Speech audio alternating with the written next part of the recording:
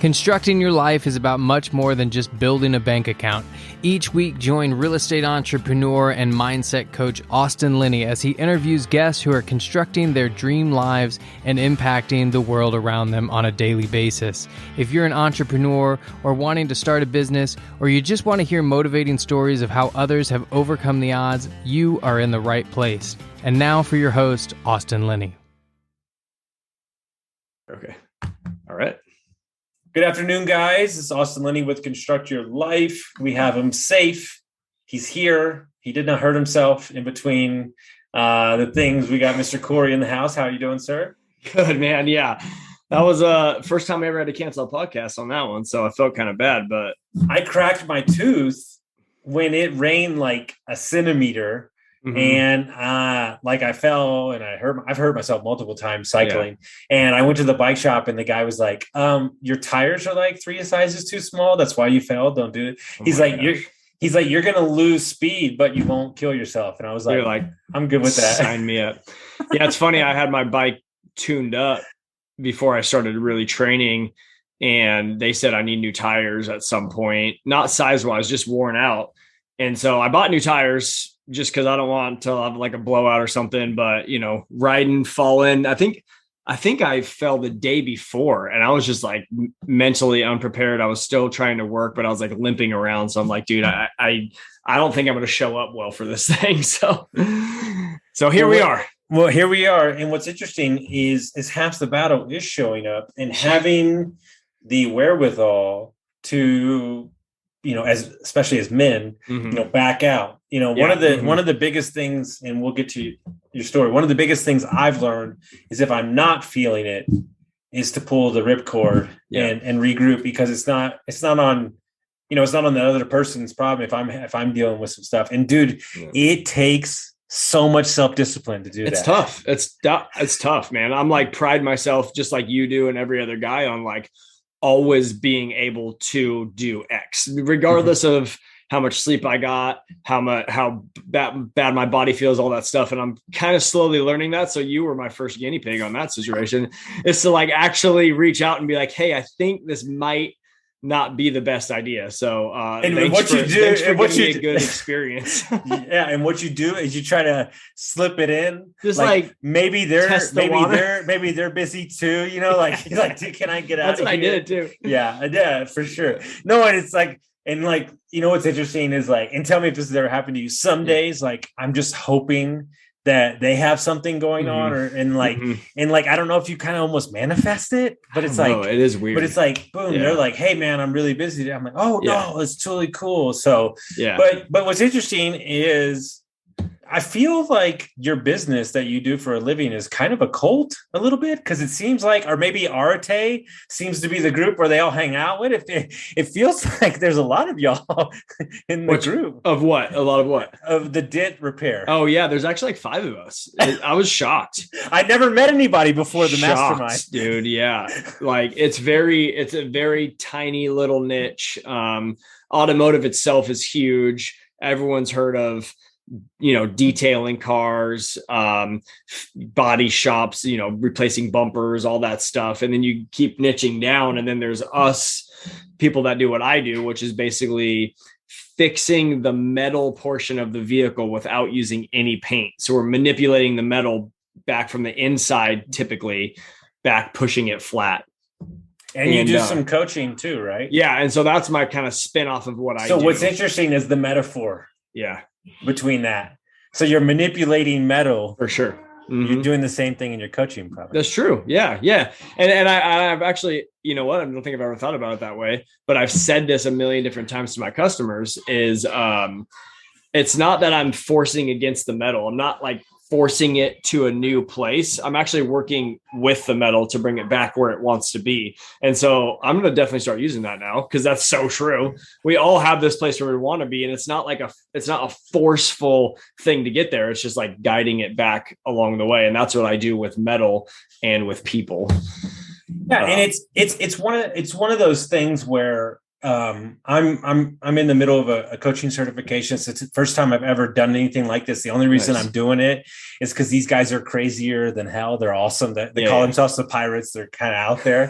and one of the things he's a language expert. And one of the things he talks about is how let's say you say, I don't know how I can ever get over this. Mm-hmm.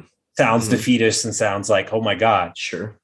I don't know how I can get over this. Mm-hmm. So take out the one word and it sounds like I got all the opportunities. Right? Yep. Mm-hmm. And so what's interesting about business, right? And you coach people on business is I think a lot of people don't understand that it's not hard to get into business. It's hard to stay in business. That's true. Because especially with technology, right? And so when you're coaching and you're learning, what have you learned that you love to pass along to other people? You know, a lot of my audience is in their 20s, trying to build business or real estate. What have you learned over the years to stay in business? For honestly, especially nowadays, if I could say that, it's a commitment to a direction. We just went through this. We're actually adding additional services into our business. So we won't just do paintless dent repair. We'll do paint restoration and coatings on vehicles, and bringing on my brother-in-law who loves to detail his own car, really into his truck, always takes care of it, but has this hard time of like picking a direction because committing to one thing, especially in the eyes of millennials and whatever generation X, Y, or Z, or whatever comes after millennials. I don't know what the 20s are. What is that? Z? Z. I'm gonna send you a video. Okay. I cannot remember. I don't know what the cutoff dates are. You might watch it like 10 times. It's the funniest thing. So the Z is they grew up in a world where they see every type of success possible, whether it's through Instagram or athletes or actors and actresses or tech millionaires or Bitcoin billionaire, whatever. They see all these things and they're like, if I commit to doing this thing, then that means that I don't get to do all these other things. And then 5, 6, 7 years goes by and they haven't done something. Right. So what I've learned of being, I'm 35 now and I've committed to doing multiple things in my life is that committing to doing one thing and going down that road actually opens up other opportunities. And, just because you're going down one road in business doesn't mean you can't pay attention to other things. You can't not start another business with something else, but you can pay attention to the stock market. You can pay attention to Bitcoin or NFTs or whatever else you think is going to make you the next millionaire. You can pay attention to that, but you have to at some point commit to doing something, commit to going down a road like you are. And then other doors will open and you can make new commitments or additional commitments that really kind of are in your zone of genius on that. So that's the thing I would say is you got to commit to go in one direction at least. Yeah. And I think I'm committed towards growth. Like, and the thing is like, I just got off the call with the coaching client. I think a lot of people try to model other people, but I also think that you need to understand that like and my girlfriend jokes about this all the time. I am totally comfortable having 7 different text messages going on at the exact same time about 7 different things. Sure. Podcast interview, 7, this business, helping this person out. And like, that's where my brain compartmentalizes everything. Yeah. So for me, it's like, okay, to podcast this and everything, but understand that alone on itself is very hard too. Like this is something that's not talked about enough. And I just finished a book on this is like, these niche markets, like, so I do car detailing. Great. No, I do this. Let's go 9 layers even down. further. Yes. Even further now. And then I'm directly sourcing my client. Yeah. That way my marketing is not all over the place. And it's like, where do these people hang out? What are they doing? That's huge. I work on client to avatar with my people. I mean, in a niche, whoever's listening to this podcast, 95% of you have never heard of paintless dent repair. Even inside of paintless dent repair, there's 5 to 7 niches inside of this, or probably even more than that. So like we need about 3,000 to 5,000 customers a year for a $1 million business, right? We're not very many people. I live in Sacramento, California. There's 2 million people out here. I need 3,000 to 5,000 of them. I don't need to take over the whole city, right? So who are those people, right? So like tiny little PDR, paintless dent repair niche. I only work on these types of cars for these types of people. This is where they shop. This is how many kids they have. This is the city they live in. This is how much money they make, even inside of this tiny little niche. So if you're in the space of fitness, right? Or that's always a good one because there's a lot of coaches in that space, or nutrition, right? To who? The world? Like, come on, dude. Like, you got to niche it down like 25 times to where your target market's like 100,000 people. Dude, I got a good friend. You'd love this guy. Yeah. And he's got a Tesla, so maybe I need to introduce you, but he's in Nashville. Yeah. I do. But he was in commercials, real estate. And he was young. I think he got started like 20. Yeah. And he was like 24. And he's like, dude, I'm exhausted. He's like, this is ridiculous. He's like, I'm running around town. I'm chasing my tail. So he decided that he wasn't going to leave a 10-mile radius in his town. Yeah. Now he's the biggest developer in Nashville. In the 10-mile radius. In that 10-mile radius. That's it, dude. That's the niche. Distance can be your niche, right? The space of which you. I've never heard that before. Yeah. Distance could be your niche. The distance can be your niche. Like your territory can be your niche. That's huge. And the question is you're over here and you're trying to chase this shiny object, but you haven't even mastered your area. No. Yeah. 100%. And you know what I always tell him is my favorite thing, because this is fucking dude, man. Alex Holmesy is this savage in business. Yeah. He wrote a book called $100 Million Offers. He said, you've tapped out your business. He goes, how about you do your business 3 days a week? Yeah. He goes, then you tell me if you tapped out your business. It's so like my first thing with my coach. I'm like, hey, what if I told you you couldn't do business on Friday? And they're like, oh God. Yeah. Like, dude, I'm like, yeah, I just changed your life. So a year ago, I decided to become a coach in my industry. So a niche, right? That my coaching niche is paintless dent repair. I dare any other niche out there to be better at coaching paintless dent repair. Any other coach out there to be better at coaching dent repair guys than I am, except for maybe like the top guys in the world that can whatever. Right. But like, am I a better coach than pick your favorite coach in the world, Tony Robbins or any of these people? No. But in paintless dent repair, I have this niche that no one else knows about. Right. So I chose to do that and help people in my industry because I've built a business and I know they can as well. And I took Tuesdays off right when the pandemic hit. Our business slowed a little bit, right? As did a lot of things. And so I'm like, all right, this is perfect time. Tuesdays, I'm coaching, podcasting, mastermind group, marketing that business. Right. And now I needed to go back to dent repair 5 days a week. But I never did. And my numbers and my business and everything came back to where it was, working 4 days a week. I took 20% of my week away and I'm at the same level. Dude, isn't that crazy? I tell you what did it for me. Because I have a weird schedule the way I do my week. Right now it's a little crazy, but I had an epiphany because my last 3 months have beat every month with the coaching business. Is I realized, because I only coach on Mondays. Yeah, now, I'm only Tuesdays. So what I realized is I have a six-figure business, 4 days. Working 4 days a month. That's when it goes. That's when I actually might too. I don't think I've ever done. I know, and that's when I went. If I multiply, that's when I went. You know, so we just did the math. My coaching client just did the math. It was 52 days out of the year. So you work 14% of the year. That's it. Yeah. Wow. And so that's a game changer because it opens you up for other things or to be available. But one of my things that I had the epiphany on is I want to run multiple businesses and have a coaching business working 3 days a week. And so I almost feel like there's going to be two different humans. There's going to be family man, I'm present. And then there's holy shit, don't mess with him today. Don't text him. Don't ask him to get the grocery on the way home or whatever. Like he's work mode. Yeah. Because I think that the mind can't keep up when you're pulling back going forward on so many different things. That time that it takes to change the thought process. Like it's really easy to know that Monday mornings it's 6 a.m. to this and I coach and then I'll do some podcast. And then I've switched and it's okay. But like that's taken some time to like cultivate that. And let's be honest, when I made the decision that now it's different for you, but I made a decision that all my businesses were going to run from my phone. Like it didn't happen overnight. It takes a long time and we're finally there. but it For doesn't sure, mean I'm satisfied. Yeah.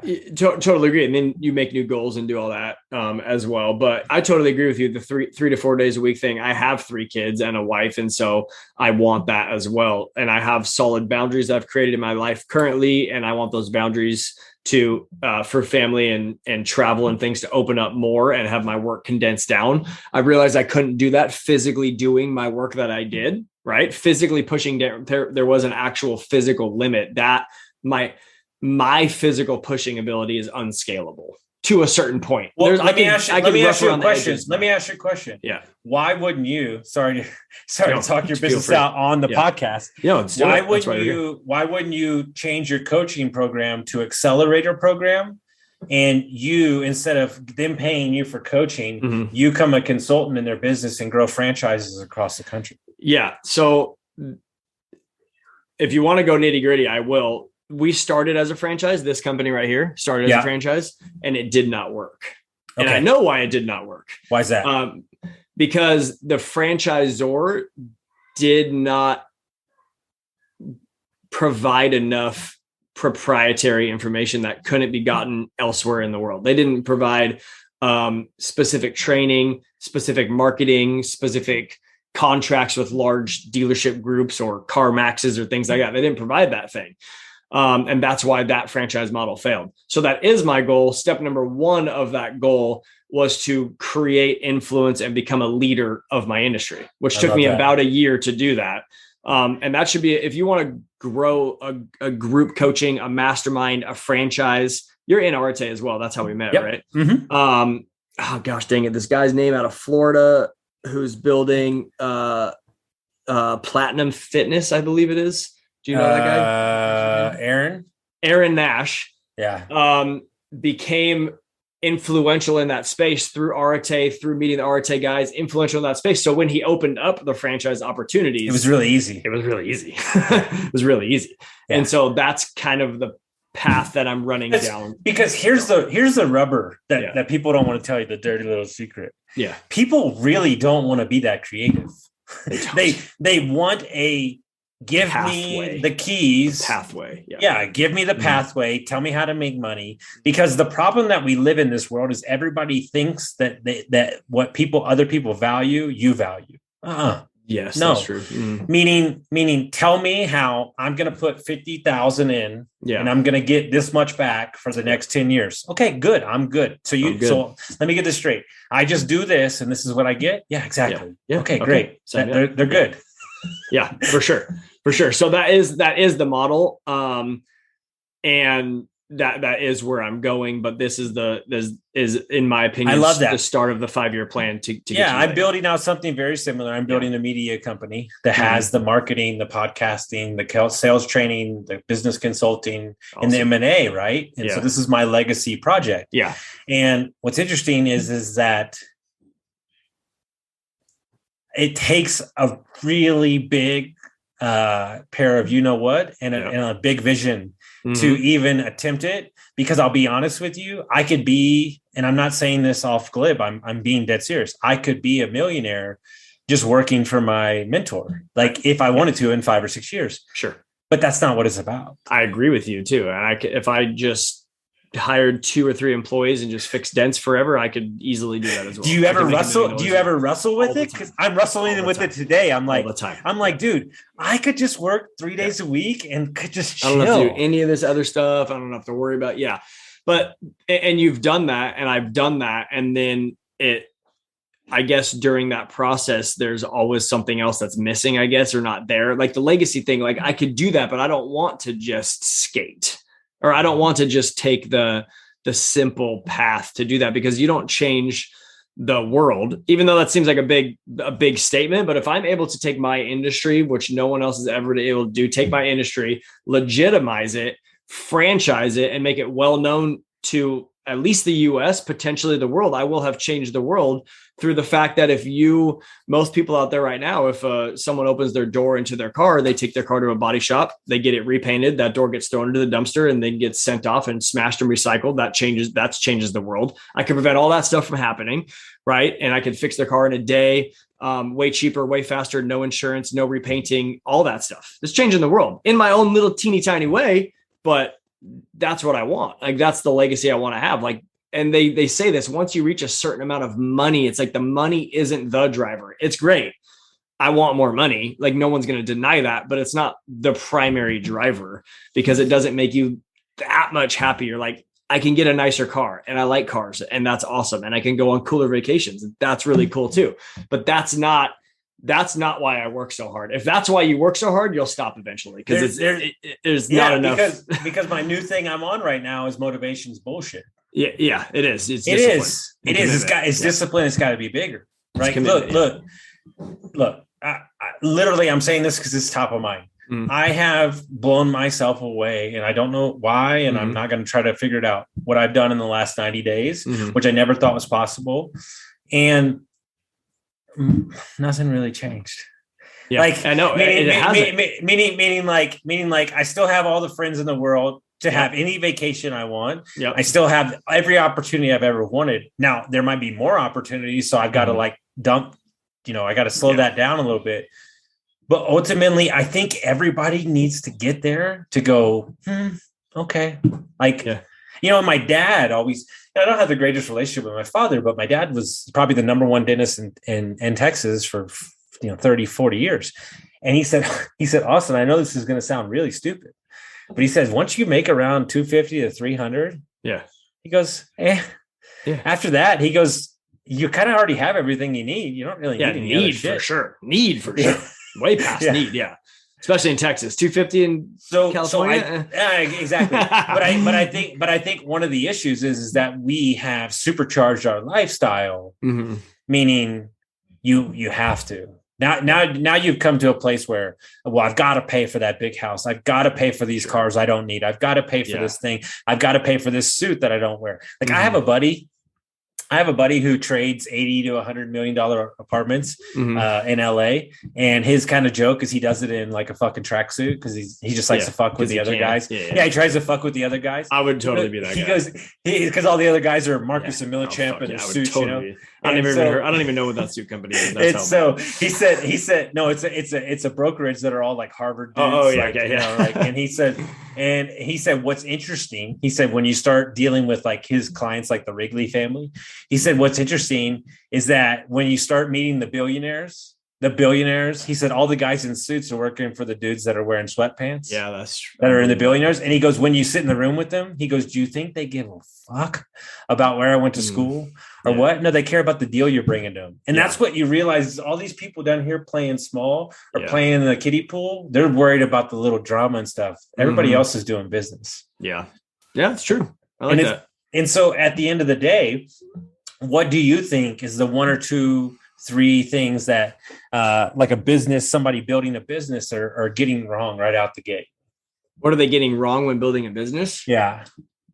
Oh, I mean, I'll go back to my first thing. This is just because it's been so important in my life. And recently is like the commitment is the biggest thing to say you're going to do it. Like, if you're going to start a business, and everyone that starts a business has thought past the first sale. Obviously, they thought about the $1 million this and the car and the making all the money and all that stuff. And that starts with the commitment on day one of going out and doing what you think is necessary to get you to tomorrow, to get you to the next day and do that. So I think part of it is commitment. I think being an entrepreneur is really cool, or for some reason, I have no fucking clue why it's a cool thing to do, because it's exhausting sometimes and daunting at other times, but it's cool for some reason. I guess the Instagram changed that too. So don't do it because it's cool. Do it because you believe you have something that can serve other people, and then commit to doing that.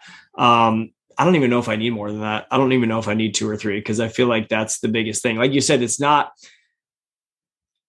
commitment and discipline instead of motivation. Because if you're waiting for motivation to do it, that wanes. Half the days are bad and half the days are good. It depends on what you do on the bad days. Everybody can show up and do shit on the good days, right? But the day after you crash your bicycle and road rash your entire ass, what do you do 2 days later? Right? I have zero motivation to get on my bike and ride, but I've committed to that's what I'm going to do. And so that's what I do. Right.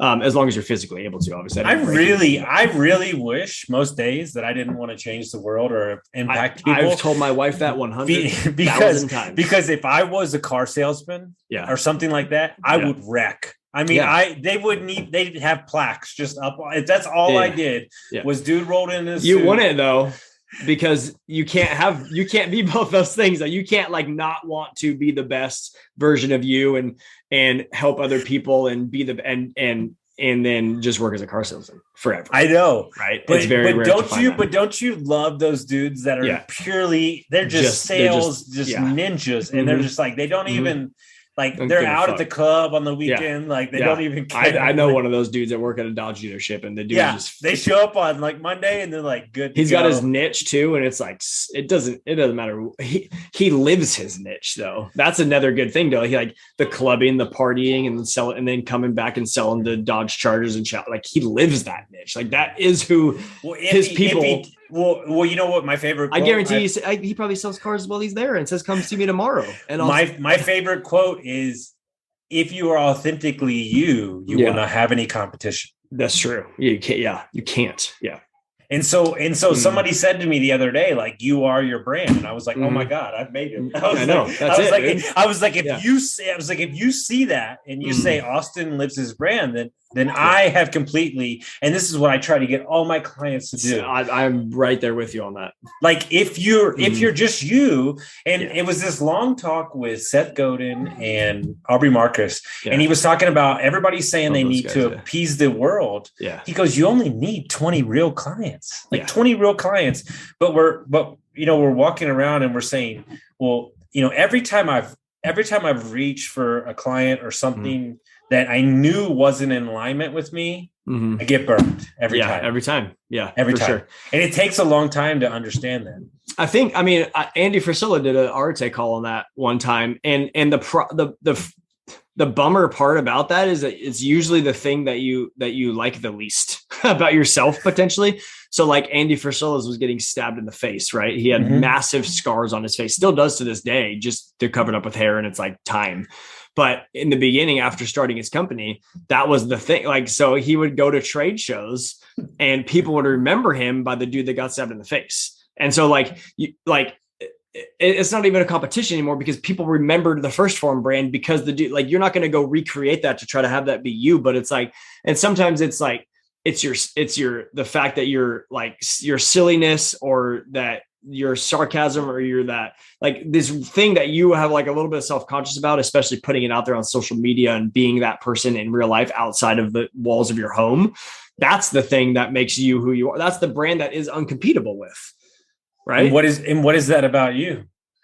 I think it's a combination of a couple of things. I think it's the contradiction that I have is that I am a blue collar tradesman who loves finance, business, marketing, and sales. And so I actually wanted to be a financial advisor that's what I wanted to do. My dad owns this company.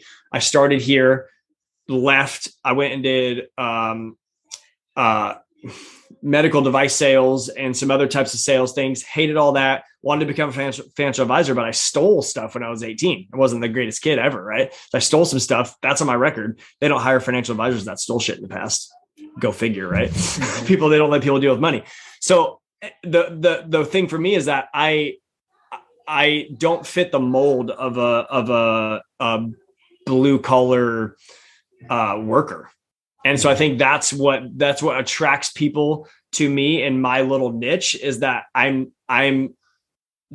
someone that they kind of want to be, but I'm just different than them.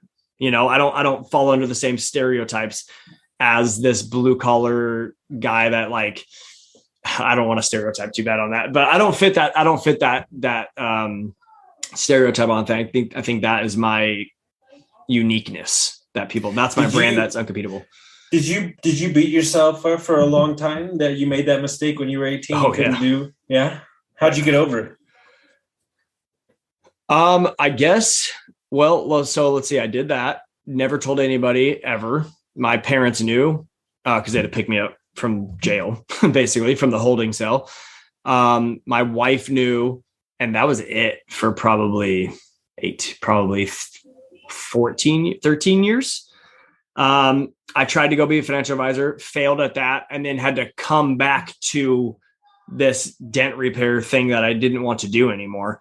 And I think what really got me over it was that I started being who I really was in the world, and showing up in what I was doing in this dent repair space, and then affecting it in the way I wanted to affect it. Cause I love coaching. I love the idea that you can be more successful, the idea that you can go past where your parents were, the lot that you got in life, and you don't have to stay in the blue collar.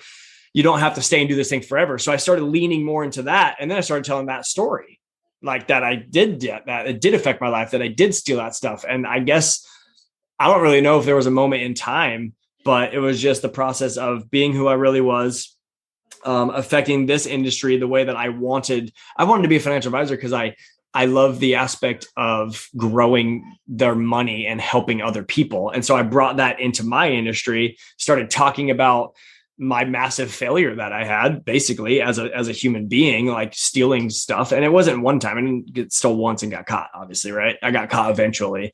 And so just sharing that, and then being who I really am inside of this space that I feel like I couldn't be. You start talking about coaching and mindset and visualization and meditation and all these things inside of the blue collar space. It isn't received as well as if you're going to go to like a real estate mastermind and talk about it, probably. Yeah.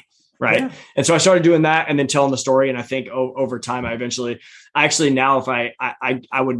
never be a financial advisor. I could never sit in a room in a desk and sell things that I think are potential conflicts sell them into something that I get paid more, even though it's probably best, like for some people, to just like put it in real estate, or to call Austin and syndicate a deal on a hotel or something. Like it's probably better, but like, you should probably put it in the stock market, because that's, and so I don't think I could do it anymore. You made a choice to bring out your shit, and it wasn't in the dark anymore. So it didn't control you. It's the same thing when I meet people, I'm, homeless, drug addict, divorced, alcoholic. Nice to meet you, and they're like, fuck you, man. And I'm like, well, your story doesn't sound that bad now. And so you can, is that what you were, you said? Yeah, that's me. Oh, really? Yeah. So I was a meth addict at 20. I was homeless briefly, and then I was an alcoholic for 20 years. I've been sober for 2 years, 9 months, and I've lost 60 pounds. So got divorced last year, got laid off last year. So it's a couple things have happened. Couple things, lost 26 grand in my first business I started, just many different things. And what people don't understand is when you blow your shit up, there's freedom in that, because those things don't own you anymore. You can take what you want and walk away. Yeah, that's true, dude. Take what lesson you wanted out of that and not let the rest of it control subconsciously or in full consciousness how you feel about yourself and how you show up in the world and what you're capable of doing and all that stuff. You start telling people. There's something, I'm still working on the concept, but I'm not 100% sure. There's something really powerful about being able to just let it go and start from scratch. Yeah. Or not from scratch, but better, and just kind of walk away from it. Because, one of the things I find the most interesting with my coaching clients is you would think that alcohol or divorce or drug addiction would be the thing that holds them up the most. It's not. Bankruptcy.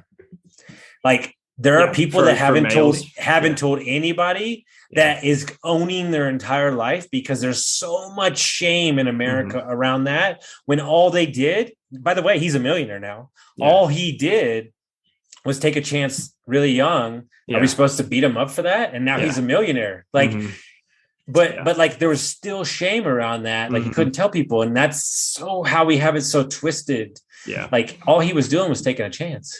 Yeah. I mean, things happen for you, not to you, is one way to put it. A few different people say that, and it's true. The shitty part is that sometimes you just don't realize that until 10, 13, 14 years later. Cause I would hate my life right now if I was a financial advisor and sitting in a room and selling the markets and reading analyst stock. I just liked it because it sounded like a great thing at the time. So that happened for me. I stole that shit so that I could never become, that's really the only way it ever really affected my life, to be perfectly honest with you, except for the shame I had around it. But like physically affecting me as a growth, was that I couldn't become a financial advisor. And now looking back 2, 3, 4 years ago, I would have hated it. So I'm actually kind of glad that happened, because I might be sitting in Edward Jones right now at fucking, doing Zoom calls all day, trying to help people with their finances. And I would hate it. So, understanding that all those types of things, and you'll never be able to realize that in the moment, but look for it right later in life. And I guess just, do something different with it. And that was what, for me, I'm like, I just never told anybody, because I was protecting my own feelings. I didn't want to feel the shame and stuff. So I'm like, let me try something different with that and see if that will work. Right. If you're having a difficult relationship with your wife or one of your kids or a business partner or something, like try handling something in a different way. Right. Like if they say something and you usually react like this, take that 1 second and try a different way and see if that changes your relationship and the way you make you feel. Sometimes being more vulnerable and doing all that. And that's part of what I found in this industry, is that people wanted to hear all that shit too. Mm-hmm. In my industry, they wanted to hear that, your mind can get you out of some of these things, and that visualization of goals isn't a kooky type of thing. And it actually can work. And you can bring that back. You don't have to live this limited lifestyle that you've told yourself you can live. Right. And so, try something different, and you'll be amazed at seeing how the world and how other people, the interaction with you, change, I guess. Mm-hmm. And so I started telling that story, and just like you did too, it almost gives like a level of respect, which is weird to think, right? Oh, the dude stole stuff and now he's at this point. That's awesome.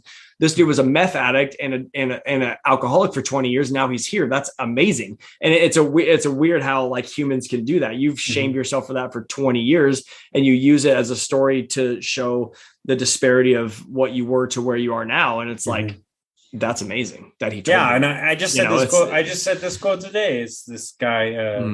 He said that. He said, "I'm not where I want to be. I'm not who I want to be. But at least I'm not who I used to be." Yeah, that's good. It's true.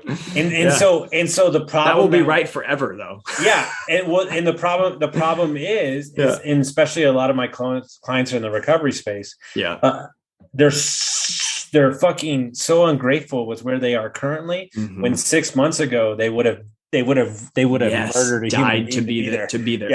Yeah. And that's what's funny, is that becomes your niche, right? Which is so weird. Like the niche that I tried to run from my entire life, of like, I'm not just a blue collar worker. I went to college for that reason. I wanted to be a financial advisor. I left. I went to medical device sales. I wanted to like be more than a blue collar worker, which sounds demeaning to what I currently do.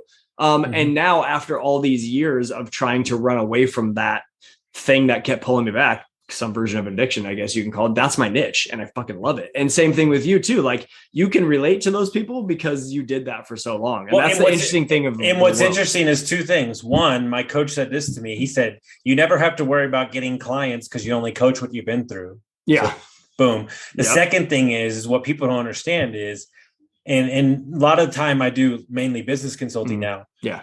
The addictions, the addiction piece is not just about drugs and alcohol. It's about business, something multifamily, emotion addiction, toxic relationship. It really weaves itself into so many especially things. The small solopreneur, even a large CEO of something. But my motto that I have in my industry for my coaching business is every business problem is a personal problem in disguise. There's so many people come to you and say like, oh, I can't get new clients. I'm like, okay, do you know how to sell? Yeah, I know how to sell. Okay, well now we got to dig deeper, because you don't value yourself enough to put yourself out there to do whatever it is. We don't need to go into all the scenarios on that, but it's always a personal problem that you have to where your business isn't growing. It's not the business's fault. You are the fucking business. Like it's never business. No, it's never. It's never business, because at the end of the day, you know, what did Jim Rohn say? Like you only get paid, on the level of your personal development. Like it truly is. Yeah. Like, okay, I'm coming to you for multifamily. I want to get a multifamily asset. Yeah. Well, great. That's not what the fuck I do. Yeah. But he hires me anyway. And then like we wound up like 30 yards the other way. And he's like, oh my God, my life is so much bigger than I thought. And so like half the time you're wrapped up in your own stuff so much that you don't even understand where you're going. Yeah. That's where the coaching comes in too. Cause I market myself in my industry as a business coach because, we have a large business, over $1 million in our industry, which is a lot of dents to fix. Mm-hmm. And so people want that and they hire me, to be able to, I could take them that direction. But the funny thing is that it's almost never the tactical advice on how to sell and market yourself to get to $1 million. It's always internal work. So we'll have discuss. That's what coaching is though. I think people poo-poo the whole like life coach, business coach, mentor atmosphere. But there are certain things that other people can see in you that you can't, or that you won't admit to yourself. And that's really what it comes down to. So I say, okay, you want to grow your business? Cool. Here's what I think you should do. You and I agree. We talk. I know your situation really well. I've spent hours on the phone with you. Here's where I think you should go. Go do that. Next week rolls around. Guess what? A lot of the stuff they didn't do. It happens all the time. One, they don't know how to do it. Two, they're too scared to do it, or something's holding them back. And then that opens up the discussion for like, okay, why didn't you do it? And then it goes into that. Then it's the personal problem. And then they get past that personal problem, and all of a sudden, now they can do this thing that they wanted to do. And it's fascinating. And I've learned this myself over the years, and it's dude, crazy. my guys get so mad at me because he's like, what should I do for homework this weekend? I'm like, go be outside with your girlfriend. And they're like, fuck you, man. That's not why I hired you. I make them read like an art book, and they're like, why? And I'm disconnect. Like, depends. Because personal development gets too personal sometimes. Mm-hmm. True. And like at the end of the day, you got to shake it up. You got to it's when you see, if that person is so gung ho that they can't get past this wall, and they think, I'm going to pay Austin 5-10, whatever grand you hire, he's going to get me past that wall. And then you're like, hey, stop, relax, go for a walk. And they're like, fuck you, dude. I thought you were going to tell me how to do the thing. Like that's for those type of people. That's the recipe. Right. Mm-hmm. And then you get the other, do you have the other people out of curiosity that hire you that think there's like a secret out there that you're just going to show them the one secret, and then they're gonna be like, oh, that's why I paid the money. And they like are always kind of waiting for that secret. I'm like, dude, here's what I say to them. And it takes a lot of trust. Yeah. I say, I don't need you to understand the magic. I just need you to be here for it. Because half the time and this is, dude, I'm telling you, man, this was the client. This was me in my beginning. I would try to tell them or get it because I'm like, oh, I see it. Like, boom. Yeah. But like ultimately they have to do it for themselves. Dude, and so they need to find it themselves too. That's very hard. Part, You know what I tell is my number one thing I say for coaches, because I train other coaches. Yeah. I said the hardest thing as a coach, this is about to sound like an oxymoron and a half, is for you as a coach to not be what you think they need you to be, but what they need you to be. Right. Like, and it's this, and I do that. And it's actually like the hardest thing as a coach, like being a coach to some people. And I've learned this after coaching for hundreds of hours now, I would say, between masterminds and one-on-ones, is that like, they've told in their words, they told me the answer. And then I'll ask them the question like, okay, so if you had to identify exactly what you need to do, what is it? I'm like, I don't know. I'm like, dude, you just fucking said it. Like I don't want to tell you it because I want you to be like, oh, like and so that's the weirdest thing is that like, I get the text message. Like, I get the text message adding value all the time. Yeah. They're like, why? They're like, why'd you give me this book to read? And and then like send me a text like 2 days later and like, I get it because I'm trying to get you. I'm trying to come around the other way. Yeah. And what I do, my favorite thing, and it's kind of weird because I have a photographic memory. Yeah. But what I'll do is I'll hold on to their words for like 3 coaching sessions. And then like right in that moment, I'll drop it on them. And they're like, who said that? And I'm like, you did. You did, motherfucker. That's good stuff. Yeah. That's like, so true though. Because at the end of the day, if you think that I or you are going to give them something that they don't have inside them, it's not the case. No, it's all in here. You just got to get out of your own way. Yeah. You just got to get it, help them identify by that. Like my favorite thing to do now, it's almost like it's a fun game to me too. Cause they'll come in and that's part of it. That's like being good at it is like the fact that I enjoy it and I can see that they're close to figuring it out. But I could tell them, but if I tell them, then they're gonna like rely on me. They're gonna come to me for an answer when that's not always the case. And I might not even be right either. Like I think I am, but I'm not quite right. And so I'll ask questions and help them like lead them to that to give the answer. And I'm like, okay, cool. Now that you've said that, go do it. And we'll come back next week and talk. And then sometimes they don't do it. And then we discuss further. So that's interesting. I've never, like when I started first coaching people, I was like, I have to provide tons of value. Right. And I'm like homework and like telling like, do this. And then I learned over time, like just by doing that's not why I'm there, I guess. Oh, and it's like, I have those guys that we only talk during the coaching session. Yeah. We don't talk during the week, but when they text, you better get on the phone because you know something's off. Something's up. And like we caught him, and ever since that day, like I caught him, like, and we like, he was like spiraling and we like caught him, but it's like sometimes you have to be like uber aggressive because you have to say like, hey man, like I'm not letting you quit on yourself here. Like push. And then right when you get to the other side, you'll realize why you did it. And so I think that's in life in general. I think the difference is, and people ask this all the time, is like, you must want to all the time. I'm like, no, I don't want to 90% of the time. Goes back to the discipline motivation thing. Yeah, for sure. Yeah. But I do it. And then on the other side of that, you're layering on each time. Yep, for sure. Yeah. And go back what we said earlier is like there are some times where I'm like, I'm feeling off my game and I feel like maybe this dude's going to call and cancel today. Cause like, I don't necessarily want to show up and do this coaching call because I feel like I can't give him. And then he doesn't.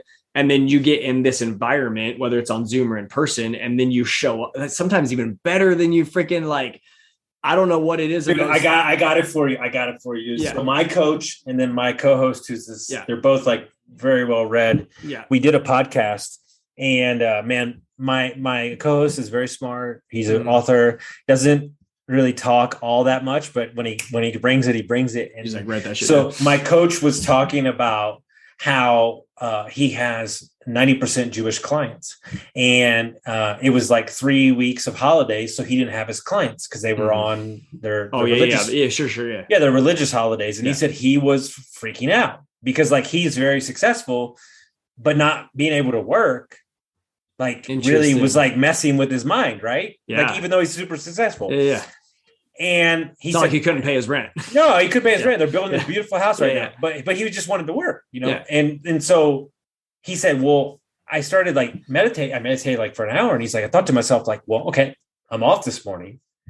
Like, what if I spent this time with my wife? What if we had breakfast? What if we went for a walk with the dog? And like, he's like, I had to be available to see that moment. And my co-host said, or was that moment always available? Yeah.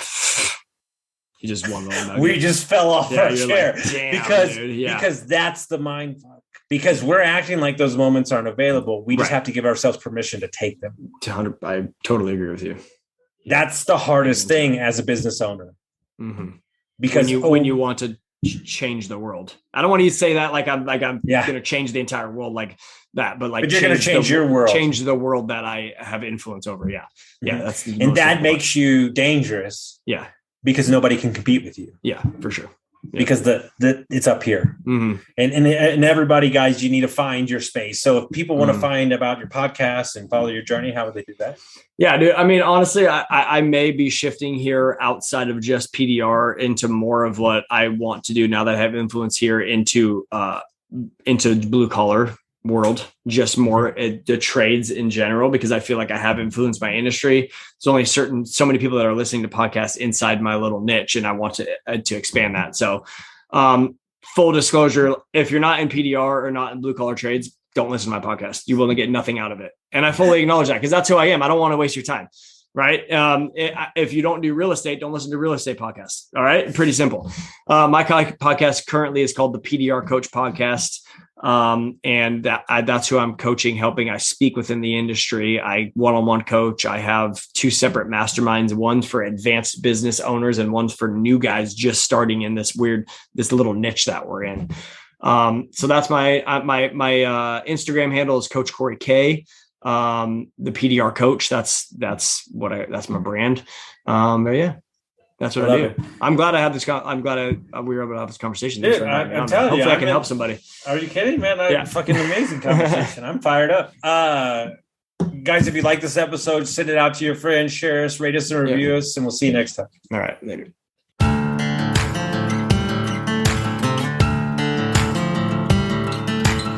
Thank you for listening to Construct Your Life with Austin Linney. If you enjoyed this episode, be sure to rate, review, subscribe, and pay it forward by sharing with a friend. Most importantly, take this opportunity to start constructing your life by taking immediate action on what you learned. For show notes, resources, and more information on one-on-one coaching with Austin, visit constructyourlifepodcast.com.